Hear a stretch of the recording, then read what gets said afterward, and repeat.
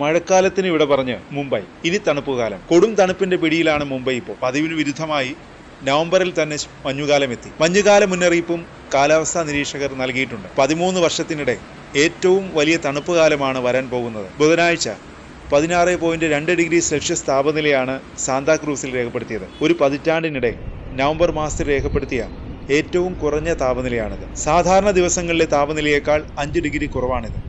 വരും ദിവസങ്ങളിൽ താപനില ഇതിലും കുറഞ്ഞേക്കുമെന്നാണ് മുന്നറിയിപ്പ്. ഇന്ത്യൻ കാലാവസ്ഥാ വകുപ്പിന്റെ കണക്കനുസരിച്ച് ഈ നവംബറിൽ മുംബൈയിൽ ശൈത്യകാലത്തിന് സമാനമായ കാലാവസ്ഥയാണ് അനുഭവപ്പെടുന്നത്. നവംബർ 9 ഈ മാറ്റം ആരംഭിച്ചു.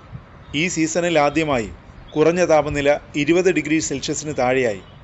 അതിനുശേഷം താപനില തുടർച്ചയായി കുറയുകയും നിരവധി ദിവസത്തേക്ക് സാധാരണ പരിധിക്ക് താഴെയാകുകയും ചെയ്തു. പിന്നാലെ ബുധനാഴ്ച റെക്കോർഡ് താഴ്ന്ന താപനിലയിലെത്തുകയും ചെയ്തു. 10 വർഷത്തിനിടെ ഏറ്റവും തണുപ്പുള്ള നവംബറിലെ പ്രഭാതമാണ് മുംബൈയിൽ അനുഭവപ്പെട്ടതെന്നാണ് കാലാവസ്ഥാ വകുപ്പ് പറയുന്നത്. ഇത് നേരത്തെ രേഖപ്പെടുത്തിയ ഏറ്റവും താഴ്ന്ന താപനിലയായ 16.3 ഡിഗ്രിയെ മറികടന്നു.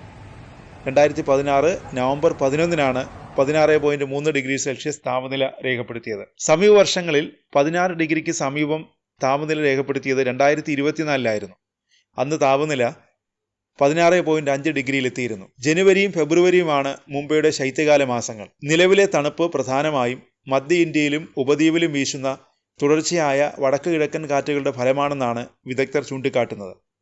ഈ കാറ്റുകൾ മുംബൈയുടെ അന്തരീക്ഷത്തിലേക്ക് തണുത്തതും വരണ്ടതുമായ വായുവിനെ എത്തിക്കുന്നു.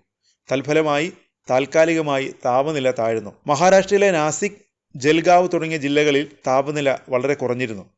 പൂനെയും തണുപ്പിന്റെ പിടിയിലാണ്. പൂനെയിലെ കുറഞ്ഞ താപനില 10 ഡിഗ്രി സെൽഷ്യസ് ആണ്.